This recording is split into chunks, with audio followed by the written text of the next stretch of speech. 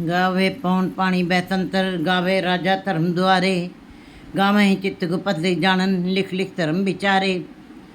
ये हे प्रभु, ये पौन, ये पानी, ये हवा, ये अग्नि, ये तुम्हारी रजा में चल रहे हैं और तुम्हारे ही गीत गा रहे हैं। कैसे उस मर्यादा में चल रहे हैं जैसे कि अग्नि बनाई है हे परमात्मा आपने, तो उस अग्नि के अंदर कोई भी जीव उसके अंदर ठंडक नहीं महसूस कर सकता। ये तुम्हारी मर्यादा में ही बनी हुई है अग्नि।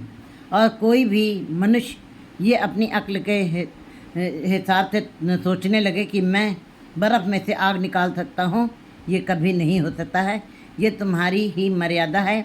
और ये पौन पानी बैसंतर दूसरी तरफ कैसे संसार में की सेवा कर रहे हैं।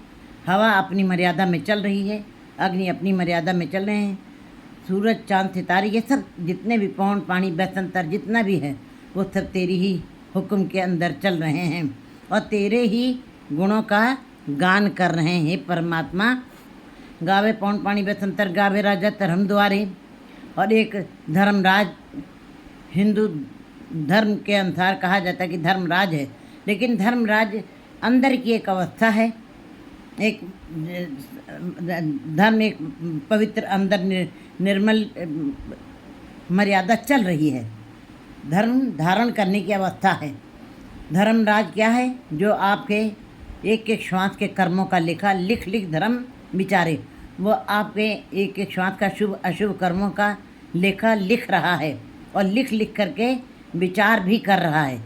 और जब जीव का अंत समय आता है संसार से, तब उन कर्मों, उन जीवों के उनके कर्मों के अनुसार किसी को नरक मिलता है, किसी को स्वर्ग मिलता है, और कहाँ किसको कैसे भेजना है ये सब हे परमात्मा। ये धर्मराज भी तुम्हारी ही मर्यादा में चल रहा है। फिर कहते हैं धर्मराज क्या कहता है, जब कोई गुरमुख जीव उसके दरबार में पहुंच जाता है, वो खुद इस बात को महसूस करता है कि नाम ध्यान साजना जन्म पदार्थ जीत, नानक धर्म ऐसे चवे कीर्तन पवित्र पुनीत।